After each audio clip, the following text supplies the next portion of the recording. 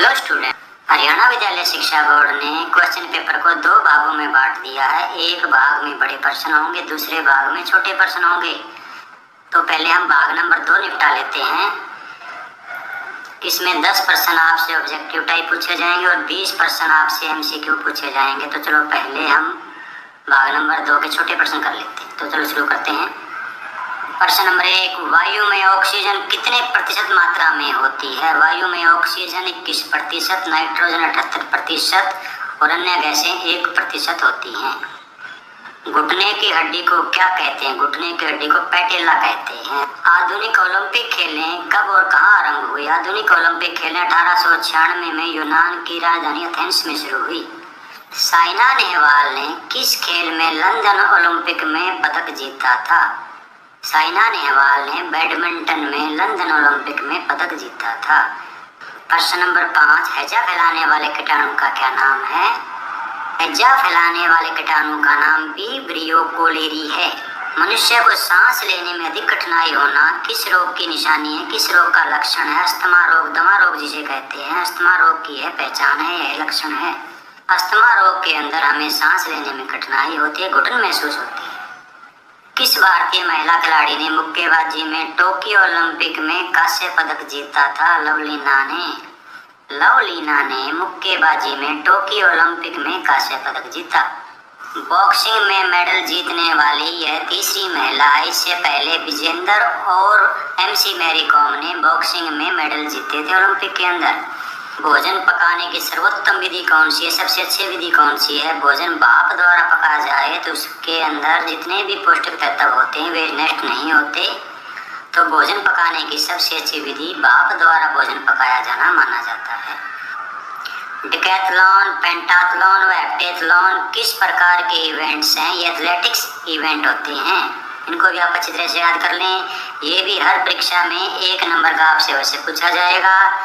Decathlon का अर्थ होता है जिसमें 10 इवेंट्स होती हैं। पेंटाथलॉन का अर्थ इसमें 5 इवेंट्स होते हैं और हेप्टाथलॉन में 7 इवेंट्स होते हैं। इनको अच्छी तरह से याद कर लें, ये भी हर परीक्षा में पूछे जाते हैं। देश की एकता के प्रतीक कौन कौन से हैं? हमारी देश की एकता के प्रतीक राष्ट्रीय गान, राष्ट्रीय गीत, राष्ट्रीय ध्वज, राष्ट्रीय पर्व। इसके लिए मैंने अलग से एक वीडियो बनाई हुई है जिसमें सभी राष्ट्रीय पर्वों के बारे में, सभी राष्ट्रीय प्रतीकों के बारे में वर्णन है।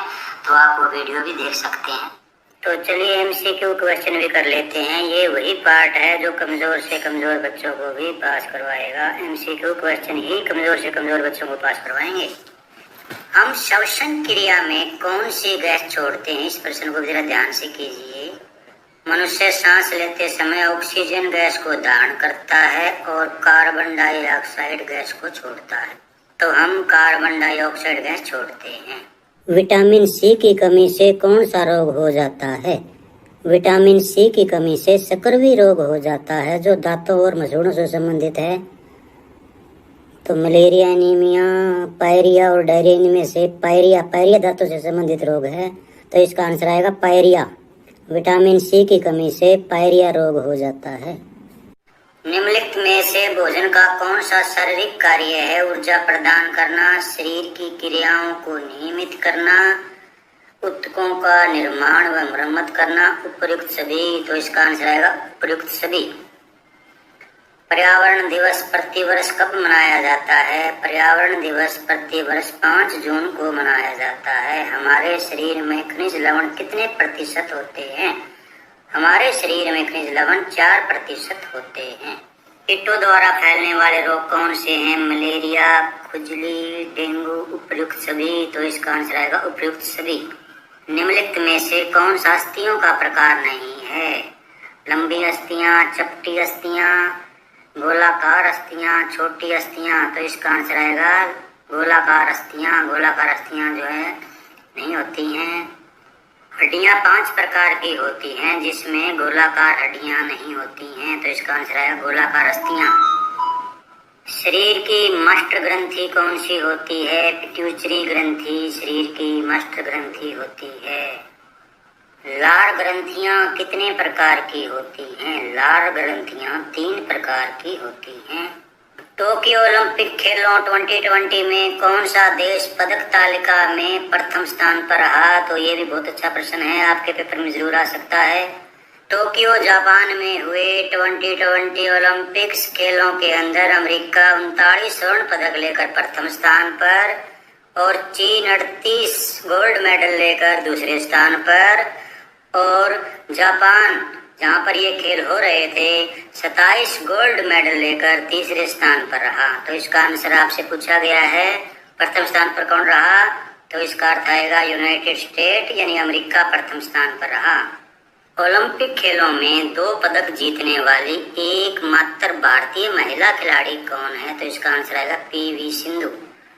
अगर यही प्रश्न भारतीय महिला खिलाड़ी के स्थान पर अगर भारतीय पुरुष खिलाड़ी पूछा जाता तो इसका आंसर आता सुशील कुमार। पहलवान सुशील कुमार ने भी लगातार 2 बार ओलंपिक में मेडल जीता है। अगर भारतीय महिला खिलाड़ी पूछा जाए तो पीवी सिंधु और भारतीय पुरुष खिलाड़ी पूछा जाए तो सुशील पहलवान आप लिख सकते हैं। भारत में ओलंपिक खेलों का आयोजन कितनी बार हुआ है? भारत में ओलंपिक खेलों का आयोजन 1 बार भी नहीं हुआ है, तो इसका आंसर आएगा डी। भारत में उड़न सिख के नाम से किसे जाना जाता है? भारत में उड़न सिख के नाम से मिल्खा सिंह को जाना जाता है। पोल डाइव किस खेल से संबंधित है? पोल डाइव खो खो खेल से संबंधित है। शीतकालीन ओलंपिक खेलें कब शुरू हुई? शीतकालीन ओलंपिक खेलें सन 1924 में शुरू हुई थी। हमारे राष्ट्रीय ध्वज में कितने रंग होते हैं? हमारे राष्ट्रीय ध्वज में 3 रंग होते हैं। सबसे ऊपर की पट्टी केसरिया रंग की, बीच की पट्टी सफेद रंग की और नीचे की पट्टी हरे रंग की होती है। केसरिया रंग त्याग और बलिदान का प्रतीक होता है, सफेद रंग शांति का प्रतीक माना जाता है और हरा रंग हरियाली और खुशहाली का प्रतीक है, भारत की समृद्धि का प्रतीक है। और बीच में नीले रंग का चक्कर भारत की प्रगति को दर्शाता है। नीले रंग का अशोक चक्कर हमें दिन रात 24 घंटे मेहनत करने की प्रेरणा भी देता है। राष्ट्रीय गान को गाने में कितना समय लगता है? राष्ट्रीय गान को गाने में 52 सेकंड का समय लगता है। हिमा दास किस खेल से संबंधित हैं? हिमा दास एक एथलेटिक्स हैं, वह एक रेसर हैं, धावक हैं, तो इसका आंसर आएगा धावक एथलेटिक्स। राष्ट्रीय गीत वंदे मातरम आनंद मठ में कब प्रकाशित हुआ? राष्ट्रीय गीत वंदे मातरम आनंद मठ में सन 1882 में प्रकाशित हुआ था। तो आपको ये आज का वीडियो कैसा लगा? अगर अच्छा लगा हो तो लाइक और कमेंट अवश्य करें और इसे अपने अन्य दोस्तों के पास भी शेयर करें ताकि वे भी इस वीडियो का लाभ उठा सकें और अच्छी तरह से तैयारी कर सकें। तो चलिए बहुत जल्द मिलते हैं। जानकारी टेक केयर।